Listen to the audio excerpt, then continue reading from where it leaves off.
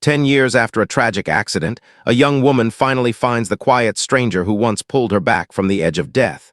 When she runs to him and says, "I'm the girl you saved," his stunned, emotional reaction shows that true heroes never expect to be remembered, yet their kindness lives forever. Rain hammered the windshield so hard it sounded like it wanted to punch straight through the glass.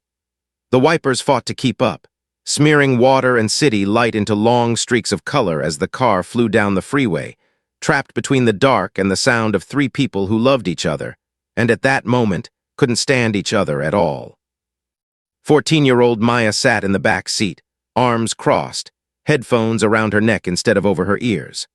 Her father's knuckles were white on the steering wheel, jaw clenched, eyes locked on the road. Her mother kept glancing between them, torn like she always was when the two most stubborn people in her life decided to crash into each other head-on with words instead of cars. "You're not dropping out of the program," her father said, voice low and sharp, the kind he used when he was trying not to shout. "You think life is some movie? You need something real, Maya, something serious."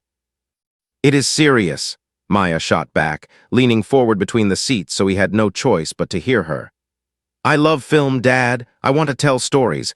I don't want to sit in an office and die in slow motion like you do every day." That last part came out harsher than she meant, and she saw his shoulders tense. Her mother, Alina, turned in her seat, a soft warning in her eyes. "Maya, me Ammer, that's enough. Your dad works hard for us." "I know," Maya muttered, heat burning behind her eyes that she refused to let turn into tears. "That's the point. He hates it. I can see it. Why do you want that for me?" Her father didn't answer. His silence landed in the car heavier than his anger. Outside, a truck roared past, spraying their windshield with a wave of dirty water. The world blurred out completely for a second, just gray and white and noise, and then cleared again to reveal an endless ribbon of slick black road stretching into the night. On a massive billboard to the right, lit up even in the storm, a familiar face stared down at them. Keanu Reeves, dressed in black, eyes intense, mid-action pose from an upcoming movie. The tagline glowed through the rain. Maya looked up at it, then at her reflection in the wet glass, and felt that restless ache again. The need to be part of something bigger than this backseat, this argument, this road going nowhere. "See," she said, pointing out the window. "That's what I want, to make something that makes people feel something, to be brave, to—" Her father finally snapped. "Brave?" he barked. "Making movies is not brave. Being out here in this storm after a double shift is brave. Trying to pay for that fancy program you take for granted is brave. Grow up, Maya." Lightning bloomed white across the sky, reflected in his rearview mirror, turning his tired eyes into something almost haunted. For a moment, she saw past his anger to the fear under it. The fear that if she chased her dreams and fell, there would be no net. For a moment, she almost apologized. But then something massive loomed out of the rain ahead. The truck in front of them swerved. Just a little at first, a small correction on wet asphalt. Then its back end fishtailed, the trailer slewing sideways like it had slipped on ice. Red brake lights exploded into the night, a dizzy blur of color, and the road changed from space to move into a narrowing metal hallway closing around them. Her mother's hand shot out, bracing against the dashboard. "Carlos," she said, voice suddenly very small, "slow down." "I see it," her father answered, but the panic in his voice betrayed him. The car tried to stop, tires skimming over water, hydroplaning instead of gripping. For a heartbeat, Maya felt the strange, weightless slide of the whole vehicle losing its agreement with physics. The truck's trailer turned broadside, blocking all three lanes. There was nowhere to go. Time went strange. Maya registered pieces, her mother's sharp intake of breath, her father's whispered curse, the deep animal screech of rubber on wet road, the smell of burned metal. The car jerked violently as her father tried to swerve around the spinning wall of steel. Headlights spun wildly, catching the reflective letters on the back of the trailer, making them dance. Impact hit like a giant fist. The sound was not a crash like in movies. It was a deep, twisting crunch that she felt more than heard, as if the bones of the car and the bones in her body broke up in the same instant. Her head snapped sideways. Glass burst into the air, glittering for a second like a storm of little stars before the night ate them. her seatbelt cut across her chest like a burning hand. Then silence, thick and wrong, except for the ticking of the engine and the relentless drumming of the rain. For a few seconds, Maya didn't know which way was up. The world had turned into tilted, broken shapes. The dash was crushed inward. The steering wheel was bent at an angle that made no sense. The front of the car had disappeared into the side of the trailer like a fist punched into a wall of steel. "Mama," Maya croaked, throat raw, ears ringing. "Papa." There was a low moan from the front. Her mother's hair hung loose, a dark curtain around her face. Her dad's head lolled to one side, blood mixing with the rain that pattered in through the shattered windshield. Neither of them answered her. Fear arrived all at once, a living thing in her chest. Somewhere in the distance, another engine roared. Bright light approached fast from behind, painting the ruins of the car in high contrast white. Horns blared, high and panicked. For a terrifying instant, Maya understood. Another vehicle was coming, too fast with nowhere to go. And then that other sound cut through the chaos. A rough, familiar growl of a motorcycle engine pushed hard to its limit. Keanu had been planning on a quiet night. His meeting had run late, leaving him tired and wired at the same time, the way he always felt when too many people had talked too much about movies and money and not enough about stories. The storm didn't bother him. He liked the feel of the rain against his shoulders and helmet, liked the way the city looked softer, less sharp-edged, when water blurred all its lines. He should have been home already. Another cup of tea, an old book, maybe a message from his sister. Instead, he was chasing the feeling of open road, leaning into the curves of the freeway, letting the hum of the bike soak into his bones. He'd always felt more honest out here, one man and a machine necessary but not entirely under his control. It reminded him that nothing was. That was when he saw the truck lose control. The trailer swung wide like a door the night had decided to slam shut. Headlights exploded across the lanes as brakes locked up all around. Instinct kicked in before fear. He rolled off the throttle, downshifted, and angled himself toward the shoulder, already checking for a way through or out. The small sedan didn't make it. He watched its front end disappear into the side of the trailer with a sickening crunch that echoed even through the engine noise and the storm. His chest tightened in a way that had nothing to do with speed or cold. In a blink, other memories tried to punch their way through: hospital rooms, late-night phone calls, news that came too fast and too late. People you loved gone in the time it took to drop a coffee cup. He killed the bike without thinking, kicked down the stand, and was running before his brain caught up with the fact that he was running toward twisted metal in the middle of a freeway in a storm. "Call emergency," someone shouted from another car that had managed to stop. Keanu yelled, "Already on it?" Even as he yanked his helmet off with one hand and fumbled his phone out with the other. He barked their location into the receiver, the words short, clipped, urgent, and then shoved the phone into his pocket. Sirens would come. But sometimes sirens were a lifetime away. Rain chilled his skin instantly, soaking through his jacket, plastering hair to his forehead. The closer he got, the more he saw. The sedan's front was crushed almost flat. Glass glinted everywhere. Steam or smoke or both rose from the mangled hood. A metallic, sharp smell burned the back of his throat. He forced himself to breathe steady as he reached the driver's side. The man's head was bleeding, but his chest was moving, shallow and quick. Airbags had gone off, white fabric stained with red. The woman in the passenger seat was pinned, her legs trapped under the warped dashboard, eyes half open and glassy. Then he heard it, a thin, broken voice from the back. "Help!"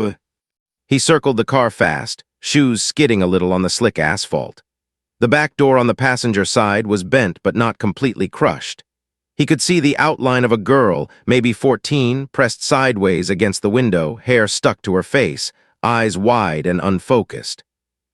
"Hey," he said, loud enough to cut through the storm but gentle in tone, as he grabbed the door handle and tugged. "Hey, kid, I'm here, you're okay. I'm gonna get you out." The door didn't move. Pain flared through his shoulders as he put his weight into it. Metal groaned but refused to give. He stepped back, scanned the car, heart drumming hard. The roof had bowed but not fully collapsed. The glass in the window beside her was already shattered, forming a jagged mouth. He stripped off his soaked leather jacket, wrapped it around his forearm, and smashed the rest of the glass with his elbow, turning the vicious edge into smaller, less deadly teeth. Shards flew, pinging off his shoulders and face. He ignored them. "Cover your face if you can, okay?" he said. She tried, but her hands shook. My parents," she whispered, voice cracking. They're not talking." "We'll get them help," he said, forcing his voice to stay calm, steady, normal, like this was all just another scene and they had all the time they needed. "But first I need you out of here. Can you move your legs?" She winced, tried to shift. A strangled sound escaped her throat. "Kind of." "Okay, kind of is good. Kind of means we can work with it." He slid his arms through the broken window, glass biting into the leather of his jacket, and reached for her seat belt. The buckle was twisted, jammed at a strange angle. The smell of gasoline suddenly got stronger. He heard the soft, deadly hiss of a leak somewhere deep in the wreck. He didn't let that urgency show on his face. "Hey," he said again, locking eyes with her. Her pupils were huge, swimming with tears. "Look at me, what's your name?" "Maya." "Okay, Maya, I'm Keanu." The name slipped out before he could think to hold it back. He'd spent half his life trying to be invisible in moments like this, to be just a guy, no more, no less. But right now, she didn't need a stranger. She needed something to hold on to. "I work with stunts sometimes. I know how to get people out of tight spots. You with me?" For a beat, she just stared at him, rain running down her face, mixing with blood. A flicker of recognition moved through her expression, like a distant memory trying to break the surface. You look like," she murmured, and a crooked smile tugged at his mouth despite everything. "Yeah, I get that a lot," he said. "Stay still for me, deep breath." He braced one foot against the bottom of the door, wrapped both hands around the twisted belt, and yanked. Pain flared down his arms. The metal dug into his palms, leather or no leather. For a horrible second, nothing budged. Then, with a snap that echoed louder than the storm, the buckle gave way. The sudden freedom jolted her forward. He caught her, sliding his arms around her shoulders and pulling her gently through the window opening. Broken glass scratched his skin. She gasped as her leg bumped against something hard, but she bit back a scream and clung to him anyway. "You're doing great," he said into her wet hair as he backed away from the car carrying her. "Almost there, just a couple steps."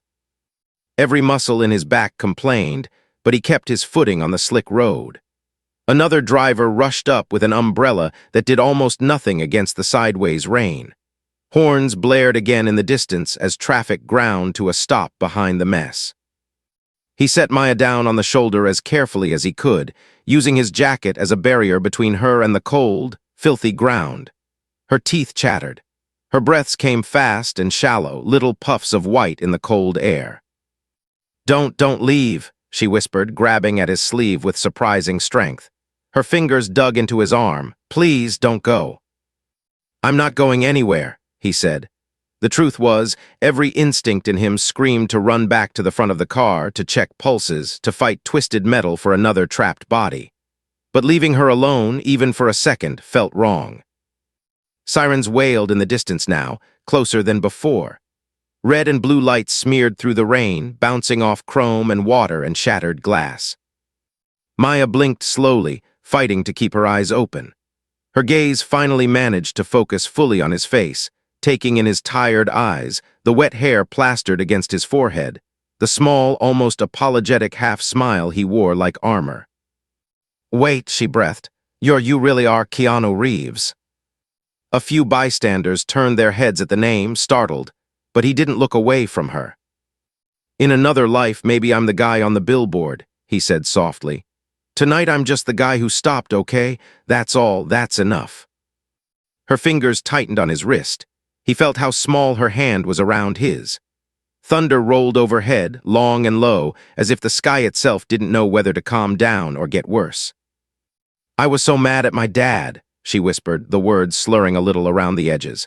"Last thing I said, I told him his life was nothing. What if he—" Her voice broke, tears cutting clean tracks through the dirt and blood on her cheeks. "What if that's the last thing he ever hears me say?" Pain flickered across Keanu's face, quick and raw. He swallowed, choosing his words with the care of someone who knew too well what last words could do to a heart. "Hey," he murmured, "listen to me. People know when you love them. They feel it in 1,000 days, not in one bad minute, okay? One fight doesn't erase all the good." "But what if—" "Maya," he leaned closer, his voice steady even as the siren screamed louder, closer. "You hold on right now, you get through this. Later, when you're standing on your own 2 feet again, you tell him everything. That's how you fix it. Not up here on this road, not in your head, down there when you both get another morning. Deal." Her lips trembled. Something in his tone, quiet, certain, almost fierce, slipped under the rising tide of her panic. "Deal," she whispered. "Good," he squeezed her hand, grounding both of them. "That's courage, you know, not pretending nothing scares you, choosing to face it anyway." The first ambulance screeched to a stop a few yards away. Medics spilled out, voices cutting through the chaos with practiced focus. One of them knelt beside Maya, starting to ask questions, checking her pulse, her pupils, her breathing. Keanu began to step back to give them room, but her hand tightened on his one more time. "If I do," she started, then shook her head, forcing herself to start over. "If we don't see each other again, thank you for stopping." He looked down at her, at this soaked, shaking teenager who just had her whole world shattered and still found space to say thank you. Rainwater ran into the lines at the corners of his eyes, made them shine. "You will get another chance," he said, "and you're going to do something with it, remember that." Her vision blurred again, black creeping in from the edges like ink spilling across a page. The last thing she saw clearly was his face above her, lit by the flash of ambulance lights. Tired, drenched, filled with a kind of quiet kindness that didn't feel like the movies. As the medics lifted her onto the stretcher and the world began to fade, she felt his hand slip from hers. She tried to hold on, but the darkness was stronger. Somewhere through the fog in her head, she heard her own voice, small and scared and stubborn, making a promise she wasn't sure anyone else caught. "I'll find you. I'll find you someday and tell you I made it." Then the doors of the ambulance slammed shut, sirens rose to a howl, and Maya's world went completely black. Without any idea that this one stormy night, and the stranger who refused to keep driving, would shape the next 10 years of her life. White light stabbed through Maya's closed eyelids and dragged her up from the black. She tried to move, and her whole body answered with pain, dull in some places, sharp in others, like someone had taken her apart and put her back together wrong. Something tight hugged her chest. Something cold pressed into the back of her hand. The air smelled like antiseptic and plastic, and that strange lemon-clean smell that meant hospital. Beeping filled the silence. A steady rhythm, not hers, but close enough to feel like it lived in the same room. She forced her eyes open. White ceiling, fluorescent lights humming, a curtain half drawn. Her right leg was wrapped in a thick cast and lifted slightly, suspended in a sling. Her left arm was covered in bruises that bloomed blue, purple, yellow against her skin. Dried cuts crisscrossed her hands like someone had drawn a map and then walked away. Her throat hurt when she spoke. "Mama." No answer. Her chest tightened. "Papa." This time a chair scraped softly to her left. A familiar hand, warm, trembling, closed over her fingers. Her father leaned into view, eyes rimmed red, dark stubble on his face like he hadn't bothered with a mirror in days. For a second he just looked at her, his expression collapsing into something raw and almost broken. "Hey, Gerara," he whispered, "there you are." Relief hit him so hard it came out as a laugh that sounded halfway to a sob. He bowed his head over her hand. She felt something hot land on her skin and realized he was crying.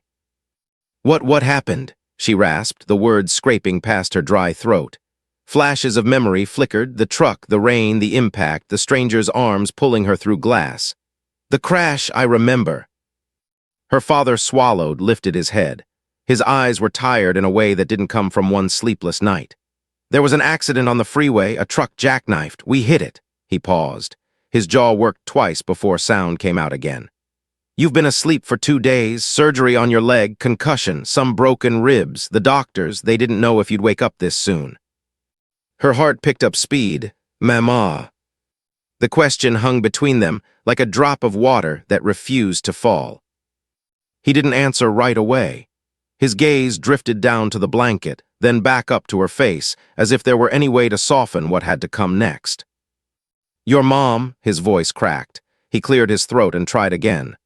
"Your mom was hurt very badly, Mija. They did everything they could. She didn't make it." The beeping from the monitor stayed steady, indifferent. The room didn't tilt or spin like they said it might. It just narrowed like all the air had been sucked into a tiny space somewhere far away. Maya stared at him, the words refusing to connect. Didn't make it. As if this had been a race they'd been running together and her mother had just stopped somewhere back on the track, out of breath. "No," she said, it came out flat small. "No, she was talking. She was right there. She said my name, she." He squeezed her hand, desperate, like he could anchor her to the bed, to this moment, to anything but the place behind her eyes where the crash replayed in fragments. "I know," he whispered. "I know. I wanted you to wake up first. I didn't want you to hear it from someone else." Grief didn't slam into her like a wave. It seeped in bit by bit, finding every crack, every bruise, every place already hurting and making it worse. Tears blurred the ceiling. She tried to sit up, panic igniting in her chest, but a bolt of pain shot through her ribs and pinned her back against the mattress. "I have to see her," she gasped. "Please, I didn't say sorry. We fought, Papa. I told you I said horrible things in the car, and now she..."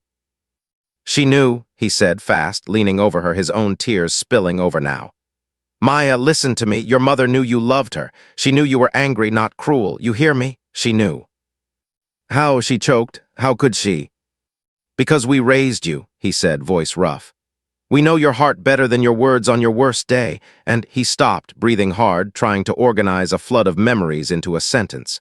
"And because she woke up for a moment in the ambulance. The paramedic told me. She asked about you. She tried to say your name." That did it. Something inside Maya tore open. The sobs came violent and ugly, ripping past her ribs, making every fracture scream. Her father gathered her as close as he could without hurting her more, curling around her broken body the way you might try to shield a candle in a hurricane. "I was so mean," she gasped against his shoulder. "I said you hated your job, that your life was nothing. I wanted out of the program. I wasted everything, and she..." "Stop," he whispered, but there was no anger in it, just pleading. "You're alive. Do you understand me? That's not nothing. That's everything now. We figure out the rest later." It was a long time before her crying slowed, before exhaustion dragged her down again. As she slipped back toward sleep, another memory surfaced, not of the crash, not of her mother's voice, but of someone else. A man leaning over her in the rain, water dripping from his hair, eyes tired and kind. "You hold on right now. You get through this. Later, when you're standing on your own 2 feet again, you tell him everything." "Papa," she murmured, lashes heavy. The man who pulled me out, where is he?" Her father went very still. "He left after the ambulance took you," he said quietly. "The police said he stayed until they arrived, gave a statement, and then he went home." A thin, almost disbelieving smile touched the corner of his mouth for the first time. "They said it was Keanu Reeves." Even half-drugged, that name cut through the fog. Her eyes fluttered open a little wider. "Like the actor." "Yeah," he almost laughed. "Like the actor. I thought the nurse was delirious when she told me. But then a cop showed me a photo he'd snapped on his phone. It was him, motorcycle helmet, wet hair, the whole thing. Apparently the universe decided our car should crash in front of John Wick." Her mind tried to wrap itself around that. The billboard, the argument, the truck, and then that same face from the road, kneeling in the rain, telling her that one fight didn't erase all the good. "Did you talk to him?" she whispered. Her father's gaze drifted to a spot on the wall like he was replaying his own version of that night. "No, I barely remember the scene. They pulled me out after you. I kept blacking out. I remember lights, shouting. I remember smelling gasoline and thinking I should have filled the tank the day before instead." He shook his head. "By the time I woke up here, he was gone." "Did he leave anything? Oh, a number or..." "He told the paramedics to focus on you," her father said, his voice soft. One of them said he kept checking your pulse himself. He refused to leave the roadside until the ambulance door closed. A strange warmth cut through the chill lodged in her bones. A stranger, famous or not, had stopped in the worst storm of the year, risked his own safety, wrapped his jacket around his arm to punch through glass and drag her out. And then he had disappeared, like this was just what people did. No selfies, no press, no carefully composed statement. Just stop, help, go home. On the other side of the city, that was exactly what he was trying to do. Keanu sat on the edge of his couch in a t-shirt still faintly damp at the collar, a towel forgotten in his hands. His motorcycle helmet lay on the floor, streaked with dried rain and a couple of tiny white nicks where flying glass had kissed the plastic. The TV was on but muted blue-white light flickering across the living room. Every few seconds, his eyes flicked toward the window instead, watching the rain slide down the glass in long, crooked paths. Images from the night wouldn't stop replaying. The scream of tearing metal, the girl's dazed eyes, the feel of her weight in his arms, lighter than it should have been, bones too sharp under wet clothing. The way her fingers had locked around his wrist with that desperate not yet, don't leave me grip he knew too well. He'd given hundreds of interviews about stunt work, about how they choreographed chaos so no one really got hurt. But there was no choreography out there, no second takes. Just a storm, a truck, a family, and the simple, awful math of being in the wrong place at the wrong time. His phone buzzed on the arm of the couch. He picked it up automatically. A text from his manager, saw something on the scanner about a freeway pileup. You okay? He took a breath, typed back, I'm fine. One car was bad, ambulance took them, don't know more. A pause, then could be a story. Keanu Reeves pulls family from wreck. Press will eat it up. We should get ahead of it. He stared at the message for a long moment. The idea made his stomach turn. He typed, deleted, typed again. Finally, please don't, not my story, it's theirs, let it be. 3 dots blinked, disappeared, came back. Finally, okay, understood. He set the phone face down, leaned forward, elbows on his knees, hands knit together. His knuckles were still swollen where he'd hit the glass. Tiny cuts marked the back of his hands, already starting to heal. He wished that healing worked the same way for the rest of it. He thought about the girl's face when she'd realized who he was, the flicker of recognition that had passed through pain, confusion, fear. Usually that look came with squeals, phones, someone shoving something at him to sign. Tonight it had come with a whisper, if we don't see each other again, thank you. He didn't want her to remember him as an actor. If she remembered him at all, he wanted it to be as the guy who stopped, because that was the only decent option. He pushed himself to his feet, the towel dropping to the couch. The clock on the wall glowed past midnight. Call time tomorrow was brutal. Stunt rehearsal at dawn. He should sleep. Instead, he found himself moving to his small home office, where a stack of letters waited, fan mail and charity requests, scripts and invitations. He pulled out a blank card from a drawer, stared at it, then put it back. He didn't know her last name, didn't know what hospital she'd gone to, didn't know if her parents had made it. He could have called the officer who'd taken his statement and asked. But something in him resisted turning their misery into information he could file under the part of his life where stories were controlled and packaged. He ran a hand through his hair, sighed. Please let them be okay, he said quietly to the empty room. The next morning, he showed up on set with shadows under his eyes and a stiffness in his movements that had nothing to do with age and everything to do with the way sirens still echoed in his skull. No one commented. They just handed him his script, adjusted his props, and assumed the tiredness belonged to the character and not the man. When the stunt coordinator asked if he was good to go for the high-speed chase scene, he hesitated, just for a heartbeat. Yeah, he said, forcing a small smile, but let's run the safety checks twice. Back in the hospital, days blurred for Maya into a slideshow of faces and instructions. Nurses came and went with gentle hands and practiced cheer. Doctors explained fractures and scans. A therapist with kind eyes sat by her bed one afternoon and talked softly about shock, about trauma, about how the brain tried to make sense of chaos by replaying it over and over until it wore a groove. Sometimes, when Maya closed her eyes, she saw the truck coming again. Sometimes she saw the crash from above, as if she were watching it happen to some other family. Once, she jolted awake certain she was still on the wet highway, the hiss of oxygen in her nose somehow turning into the hiss of leaking gas. Through it all, her father stayed. He slept in the stiff chair by her bed, or didn't sleep at all, eyes fixed on the monitors like he could will the lines to stay steady. He helped the nurses turn her, combed her hair when it tangled, read her messages from friends at school who didn't know what to say beyond, "We miss you," and "This is crazy." They talked less about her mother at first, because every time they tried, one of them broke down and the other followed. Eventually, the world outside her room started leaking in again. News from school, bills that needed paying, forms about physical therapy and insurance. And one afternoon, about 2 weeks in, a different kind of news. Her father came back from the cafeteria holding a folded newspaper and a styrofoam cup of coffee. He sat down slowly, watching her face like he was trying to decide if she was strong enough for whatever he was about to say.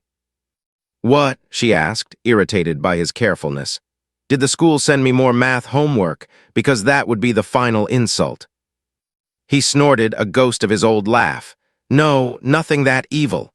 He smoothed the paper across his knee, turned it toward her. There, in a small column on the second page, was a headline. "Actor helps pull teen from wreck in freeway storm." Below it, a grainy photo, probably taken from someone's phone. The angle was bad, but she recognized the bent truck trailer, the cluster of flashing lights, the silhouette of a man in a dark T-shirt standing on the shoulder, shoulders hunched against the rain. "There was a camera there," she whispered. "Someone in another car," her father said. "They took this from pretty far away. You can barely see his face. They didn't even spell his name right." He managed a wry smile. "Maybe that's on purpose." She read the few paragraphs 3 times. The article mentioned a Good Samaritan motorcyclist, identified by one officer as actor Keanu Reeves, who had assisted in extracting a teenage girl from the back seat of a crushed sedan. It mentioned that he'd refused to speak to reporters at the scene, asking them to respect the family's privacy. It did not mention names, not hers, not her parents, just the teenage victim and 2 adults. She felt oddly grateful for that small mercy. "They called him a hero," she murmured. "He'd probably hate that," her father said, "from what I've seen in interviews anyway." A quiet settled over them, heavy but not suffocating. Maya traced the edge of the article with her eyes, memorizing every word, every blurry pixel of his face. It didn't feel real that the man in this newsprint and the one in the movies were the same one who had crouched in the highway grime beside her and said, "In another life, maybe I'm the guy on the billboard. Tonight I'm just the guy who stopped." She realized with a slow shock that the version of him the world screamed for, red carpets, action scenes, memes, meant less to her than the stranger who had promised not to leave until she'd been carried away. "Why do you think he left?" she asked softly. "He could have come here, people would have gone crazy, they'd have put his photo all over the walls." Her father blinked at her, leaning back in the chair. "Is that what you would have wanted? A circus in your hospital room?" She thought of cameras in her face while she cried for her mother, strangers debating whether her tears were brave enough, headlines turning her into a symbol instead of a person. "No," she admitted. "There's your answer," he said. "Maybe he just knew that." She lay quiet for a while, listening to the monitor beep, the muffled sounds of the hallway, the distant crackle of the nurse's station radio. "Papa." "Yeah." "I don't remember everything from the crash," she said slowly. "But I remember him telling me something. He said, courage wasn't pretending you weren't scared, it was facing things anyway. He told me I'd have another morning to fix things with you." Her throat tightened. "I don't have that with Mama, not anymore. So, what do I do with that?" Her father stared at the floor for a long time before answering, like the right words were buried under a weight he had to lift. "You're 14, he said. "You shouldn't have to think about what to do with last chances and second lives." He rubbed a hand over his face. But here we are." He looked up, met her eyes, and there was something new there, something like resolve fighting its way through grief. "You know how I keep saying you need something serious," he said. "A real job, a safe life. I was wrong about what that meant. Your mom, she believed in your stories. She used to stay up late reading your scripts, you know that? She'd cry at the sad parts and laugh at the jokes, and then she'd tell me, 'This girl is going to break our hearts and fix